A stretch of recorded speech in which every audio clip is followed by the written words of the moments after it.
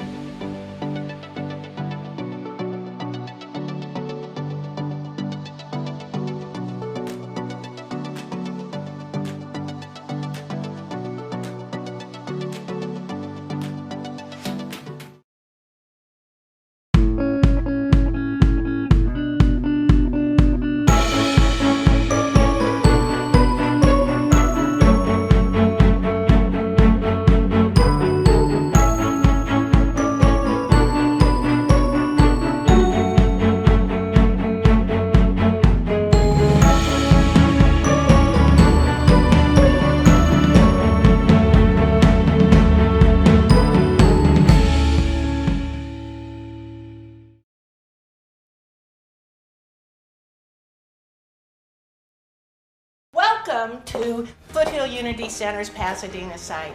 We have been providing services here since 2004, 16 years. We provide the same level of services here as we do in our Monrovia site. The difference between the two sites is the size of the buildings, and our administrative offices are in Monrovia. So many of our clients have multiple needs, and our team is here to assist them in whatever those needs may be. I would like to mention our volunteer program as well. It is strong here, just like in all of our sites. We could not do all that we do without our wonderful volunteers. We began our distribution process by first sorting the items we receive. This walk-in refrigerator and walk-in freezer allows us to keep fresh and store a variety of foods for our families. For our Blue Code clients, we provide them with food items that do not need to be cooked. These include both perishable and non-perishable items. We have switched our food distributions to an outdoor drive-through and walk-up format. Between our two sites, we have already provided close to 30,000 food services. When we have regular distributions, we fill these shopping carts and use cards to determine family size and amounts of each item we provide. Once the cart is ready, we place the food items into the family's car and continue this process until all our families are served at the distribution. If a family also has a furry family member, our pet food bank, supported by community partners and a volunteer committee, provides food for them as well. We are deeply grateful for our community partners, grocery stores, restaurants, donors, and suppliers for the donations that we receive. We could not give the level of food or the quality of food we provide our families without it. We have yet to stop any of our services. We are essential and needed now more than ever. That is Foothill Unity Center. Neighbors helping neighbors. Your support allows us to continue serving this wonderful community. Thank you, and donate today to support those vital programs.